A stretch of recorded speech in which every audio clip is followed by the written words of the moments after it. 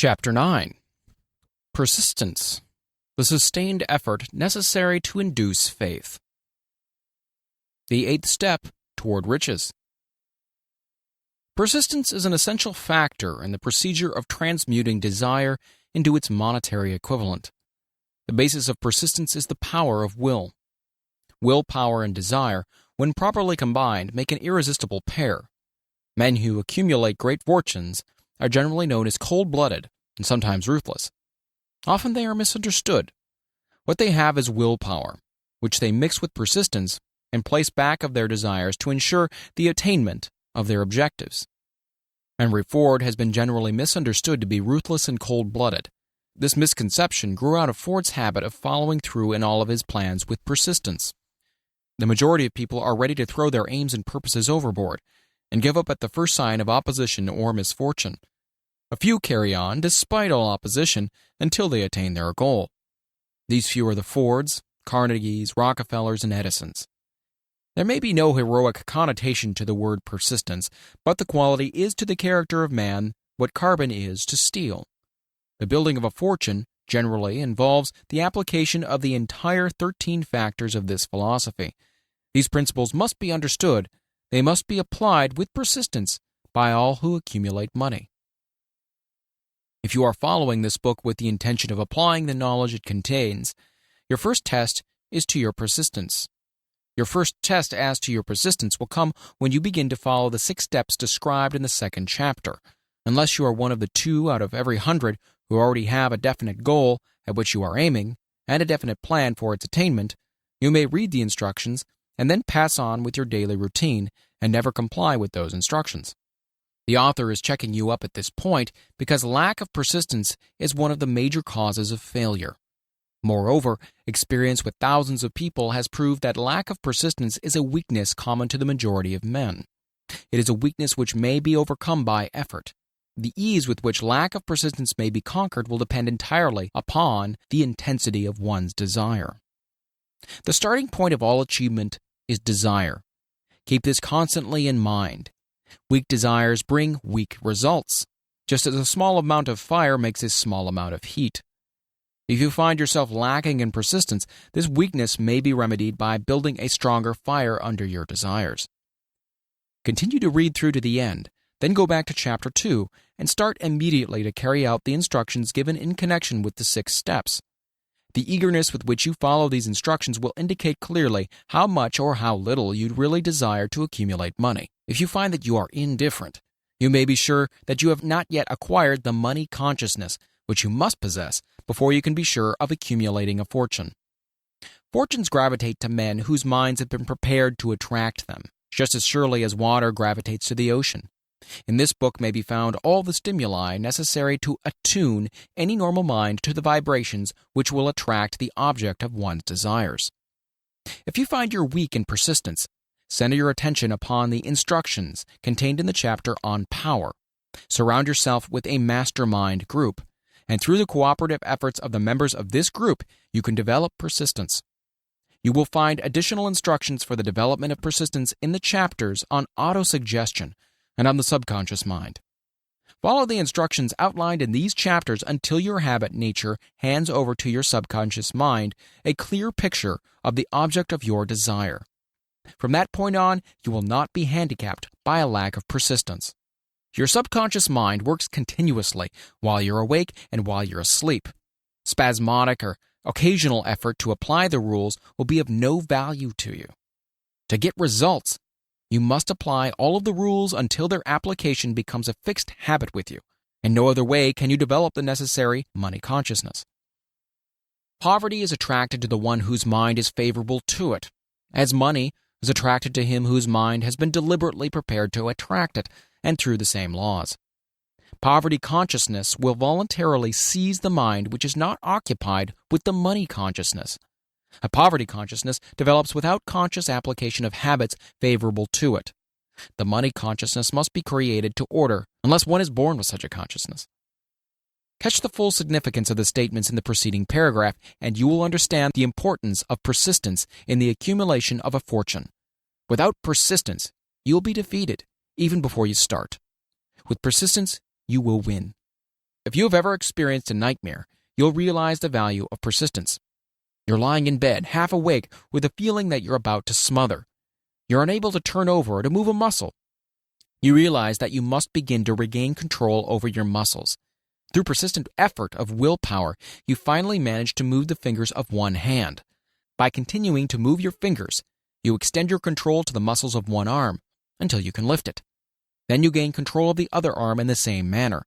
You finally gain control over the muscles of one leg and then extend it to the other leg. Then, with one supreme effort of will, you regain complete control over your muscular system and snap out of your nightmare. The trick has been turned step by step. You may find it necessary to snap out of your mental inertia through a similar procedure, moving slowly at first, then increasing your speed until you gain complete control over your will. Be persistent no matter how slowly you may at first have to move. With persistence will come success. If you select your mastermind group with care, you'll have in it at least one person who will aid you in the development of persistence. Some men who have accumulated great fortunes did so because of necessity. They developed the habit of persistence because they were so closely driven by circumstances that they had to become persistent. There's no substitute for persistence. It cannot be supplanted by any other quality. Remember this, and it will hearten you in the beginning when the going may seem difficult and slow. Those who have cultivated the habit of persistence seem to enjoy insurance against failure. No matter how many times they're defeated, they finally arrive up toward the top of the ladder. Sometimes it appears that there is a hidden guide whose duty is to test men through all sorts of discouraging experiences. Those who pick themselves up after defeat and keep on trying arrive, and the world cries, "Bravo, I knew you could do it." The hidden guide lets no one enjoy great achievement without passing the persistence test. Those who can't take it simply can't make the grade. Those who can take it are bountifully rewarded for their persistence. They receive as their compensation whatever goal they're pursuing. This is not all. They receive something infinitely more important than material compensation, the knowledge that every failure brings with it the seed of an equivalent advantage. There are exceptions to this rule. A few people know from experience the soundness of persistence. They are the ones who have not accepted defeat as being anything more than temporary. They are the ones whose desires are so persistently applied that defeat is finally changed into victory. We who stand on the sidelines of life see the overwhelmingly large number who go down in defeat, never to rise again. We see the few who take the punishment of defeat as an urge to greater effort. These fortunately never learn to accept life's reverse gear. But what we do not see, what most of us never suspect of existing, is the silent but irresistible power which comes to the rescue of those who fight on in the face of discouragement. If we speak of this power at all, we call it persistence, and let it go at that. One thing we all know, if one does not possess persistence, one does not achieve noteworthy success in any calling. As these lines are being written, I look up from my work and see before me, less than a block away, the great mysterious Broadway, the graveyard of dead hopes, and the front porch of opportunity. From all over the world, people have come to Broadway, seeking fame, fortune, power, love, or whatever it is that human beings call success. Once in a great while, someone steps out from the long procession of seekers, and the world hears that another person has mastered Broadway. But Broadway is not easily nor quickly conquered. She acknowledges talent, recognizes genius, pays off in money only after one has refused to quit. Then we know he has discovered the secret of how to conquer Broadway. The secret is always inseparably attached to one word: persistence. The secret is told in the struggle of Fannie Hurst, whose persistence conquered the Great White Way. She came to New York in 1915 to convert writing into riches. The conversion did not happen quickly, but it came. For 4 years, Miss Hurst learned about the, quote, sidewalks of New York from first-hand experience. She spent her days laboring and her nights hoping. When hope grew dim, she did not say, "All right, Broadway, you win." She said, "Very well, Broadway, you may whip some, but not for me. I'm going to force you to give up." One publisher, the Saturday Evening Post, sent her 36 rejection slips before she broke the ice and got a story across. The average writer, like the average in other walks of life, would have given up the job when the first rejection slip came. She pounded the pavement for 4 years to the tune of the publisher's no, because she was determined to win. Then came the payoff. The spell had been broken. The unseen guide had tested Fanny Hurst, and she could take it. From that time on, publishers made a beaten path to her door. Money came so fast she hardly had time to count it. Then the moving picture men came, discovered her, and money came not in small change but in floods. The moving picture rights to her latest novel, Great Laughter, brought $100,000, said to be the highest price ever paid for a story before publication. Her royalties from the sale of the book probably will run much more. Briefly, you have a description of what persistence is capable of achieving. Fanny Hurst is no exception. Wherever men and women accumulate great riches, you may be sure they have first acquired persistence. Broadway will give any beggar a cup of coffee and a sandwich, but it demands persistence of those who go after the big stakes. Kate Smith will say amen when she reads this. For years, she sang without money and without price before any microphone she could reach. Broadway said to her, "Come on, get it, if you can take it." She did take it, until one happy day Broadway got tired and said, "What's the use? You don't know when you're whipped, so name your price and go to work in earnest." Miss Smith named her price. And it was plenty, a way up and figure so high that 1 week's salary is far more than most people make in a whole year. Verily, it pays to be persistent. And here is an encouraging statement which carries with it a suggestion of great significance. Thousands of singers who excel Kate Smith are walking up and down Broadway looking for a break without success. Countless others have come and gone. Many of them sang well enough, but they failed to make the grade because they lacked the courage to keep on keeping on, until Broadway became tired of turning them away. Persistence is a state of mind, therefore it can be cultivated. Like all states of mind, persistence is based upon definite causes, among them these. A. Definiteness of purpose. Knowing what one wants is the first and perhaps the most important step towards the development of persistence. A strong motive forces one to surmount many difficulties. B. Desire. It is comparably easy to acquire and to maintain persistence in pursuing the object of intense desire. C. Self-reliance. Belief in one's ability to carry out a plan encourages one to follow the plan through with persistence. Self-reliance can be developed through the principle described in the chapter on autosuggestion. D. Definiteness of plans. Organized plans, even though they may be weak and entirely impractical, encourage persistence. E. Accurate knowledge. Knowing that one's plans are sound, based upon experience or observation, encourages persistence. Guessing instead of knowing destroys persistence. F. Cooperation. Sympathy, understanding, and harmonious cooperation with others tends to develop persistence. G. Willpower. The habit of concentrating one's thoughts upon the building of plans for the attainment of definite purpose leads to persistence. H. Habit. Persistence is the direct result of habit. The mind absorbs and becomes a part of the daily experiences upon which it feeds. Fear, the worst of all enemies, can be effectively cured by forced repetition of courage. Everyone who has seen active service in a war knows this. Before leaving the subject of persistence, take inventory of yourself and determine in what particular, if any, you are lacking in this essential quality. Measure yourself courageously, point by point, and see how many of the 8 factors of persistence you lack. The analysis may lead to discoveries that will give you a new grip on yourself. Symptoms of lack of persistence. Here you'll find the real enemies which stand between you and noteworthy achievement. Here you'll find not only the symptoms indicating weakness of persistence, but also the deeply seated subconscious causes of this weakness. Study the list carefully and face yourself squarely, if you really wish to know who you are and what you are capable of doing. These are the weaknesses which must be mastered by all who accumulate riches. 1. Failure to recognize and to clearly define exactly what one wants. 2. Procrastination with or without cause, usually backed up with a formidable array of alibis and excuses. 3. Lack of interest in acquiring specialized knowledge. 4. Indecision, the habit of passing the buck on all occasions instead of facing issues squarely. It's also backed by alibis. 5. The habit of relying upon alibis instead of creating definite plans for the solution of problems. 6.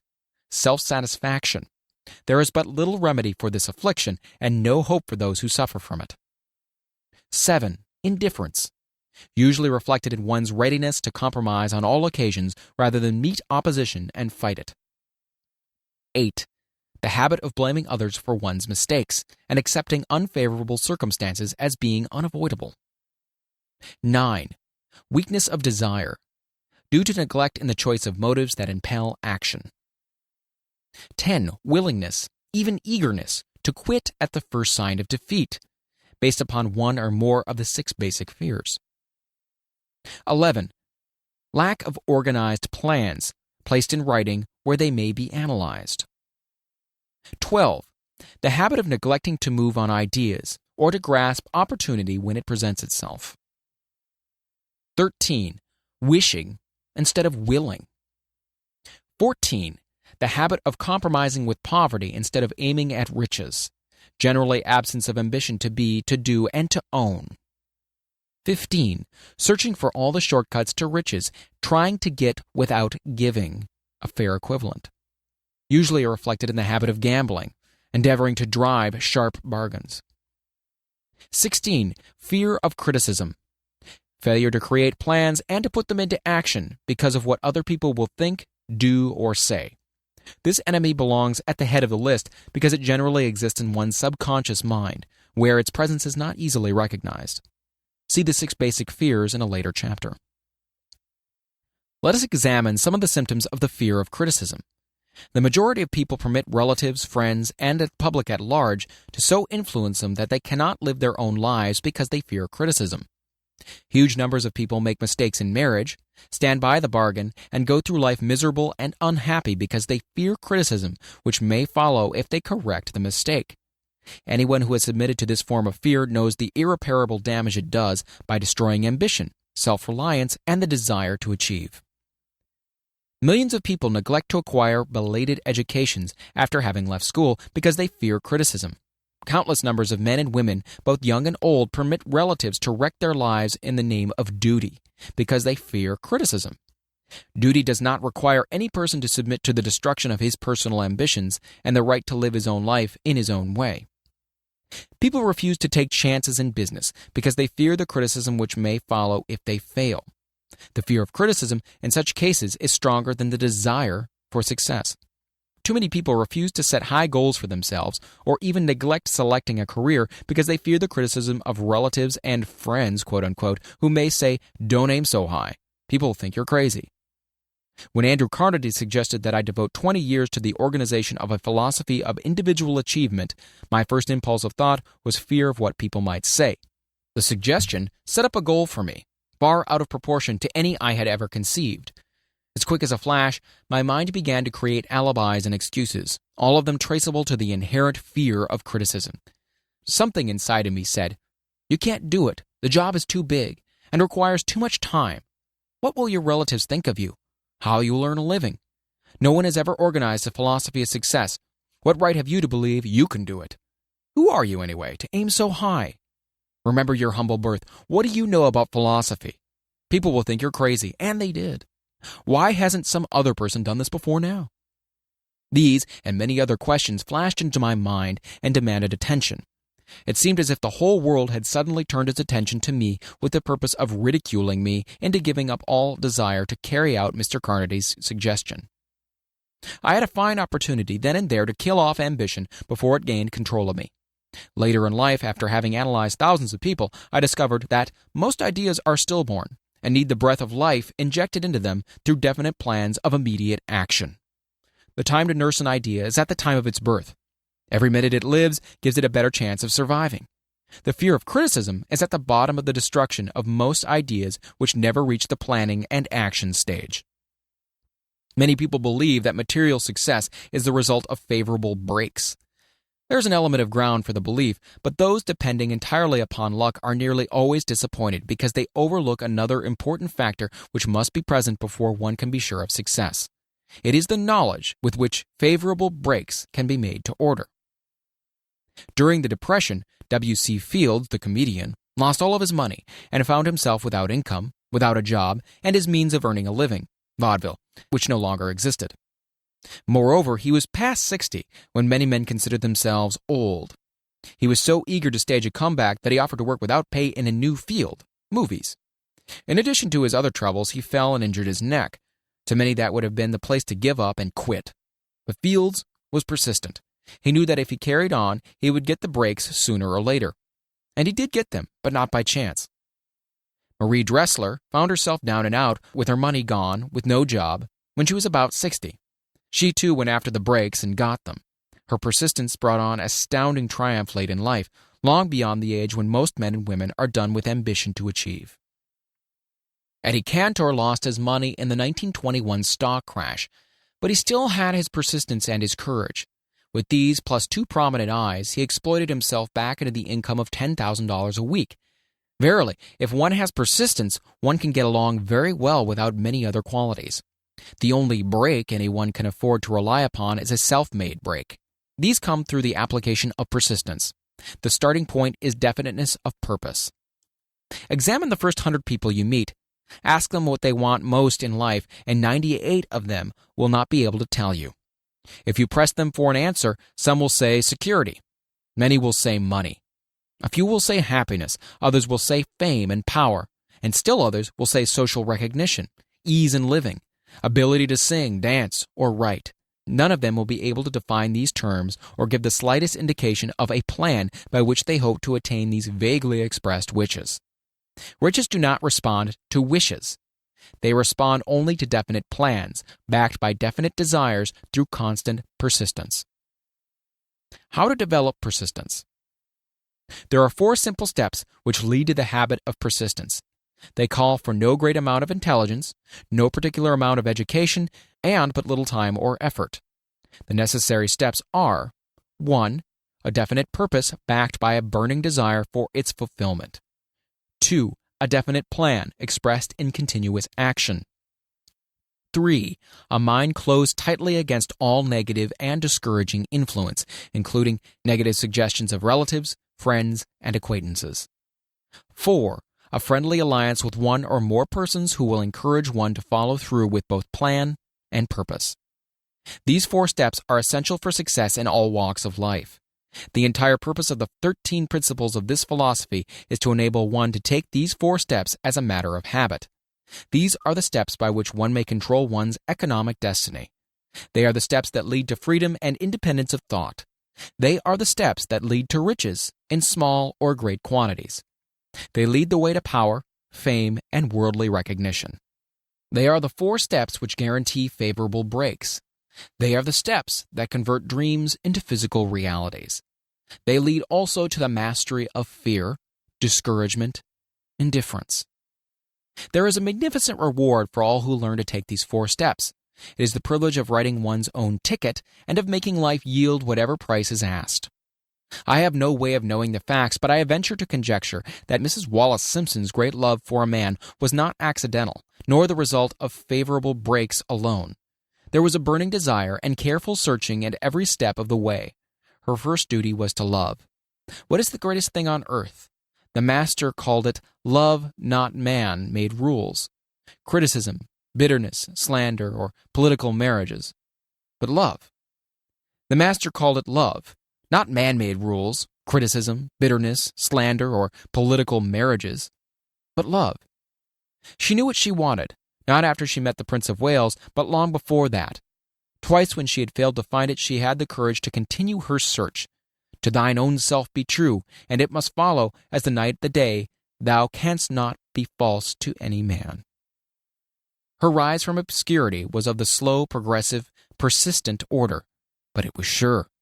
She triumphed over unbelievably long odds, and no matter who you are or what you may think of Wallace Simpson or the king who gave up his crown for her love, she is an astounding example of applied persistence, an instructor on the rules of self-determination from whom the entire world might profitably take lessons.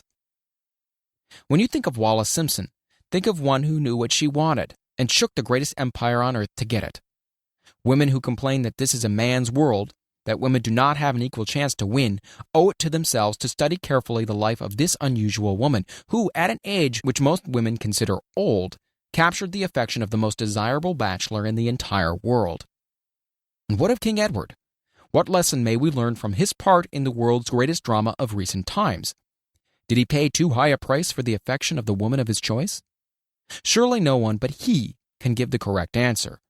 The rest of us can only conjecture. This much we know: the king came into the world without his own consent. He was born to great riches without requesting them. He was persistently sought in marriage. Politicians and statesmen throughout Europe tossed dowagers and princesses at his feet. Because he was the firstborn of his parents, he inherited a crown, which he did not seek and perhaps did not desire. For more than 40 years he was not a free agent, could not live his life in his own way, but had little privacy, and finally assumed duties inflicted upon him when he ascended the throne. Some will say, with all these blessings, King Edward should have found peace of mind, contentment, and joy of living. The truth is that back of all the privileges of a crown, all the money, the fame, and the power inherited by King Edward, there was an emptiness which could be filled only by love. His greatest desire was for love. Long before he met Wallace Simpson, he doubtless felt this great universal emotion tugging at the strings of his heart, beating upon the door of his soul, and crying out for expression. But when he met a kindred spirit, crying out for the same holy privilege of expression, he recognized it, and without fear or apology, opened his heart and bade it enter.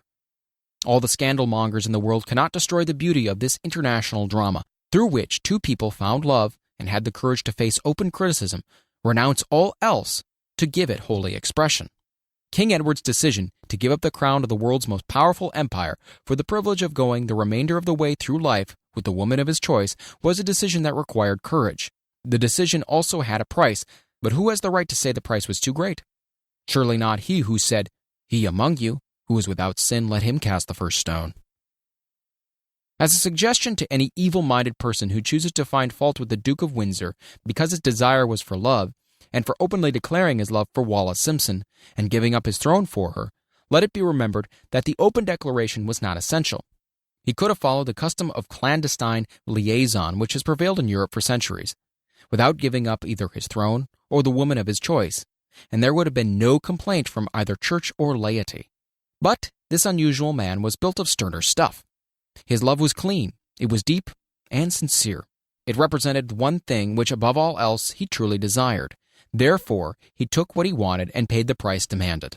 If Europe had been blessed with more rulers with the human heart and the traits of honesty of ex-King Edward for the past century, that unfortunate hemisphere, now seething with greed, hate, lust, political connivance, and threats of war, would have a different and a better story to tell, a story of which love and not hate would rule.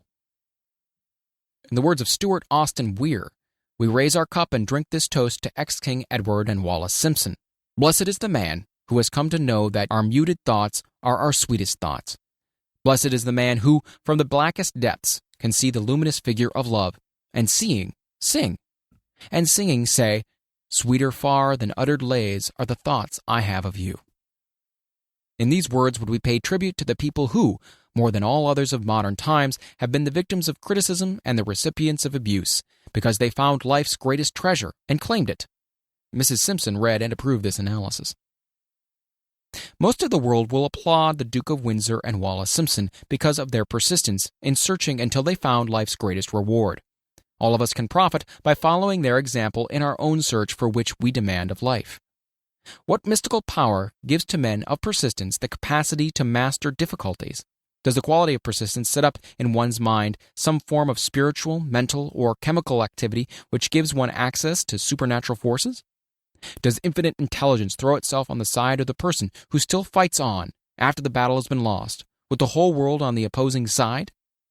These and many other similar questions have arisen in my mind as I observed men like Henry Ford, who started at scratch and built an industrial empire of huge proportions, with little else in the way of a beginning but persistence.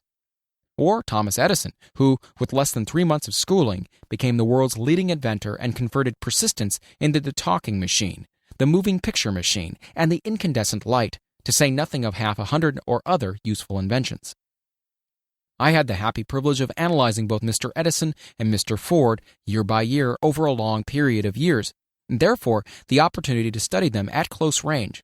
So I speak from actual knowledge when I say I find no quality save persistence in either of them that even remotely suggested the major source of their stupendous achievements.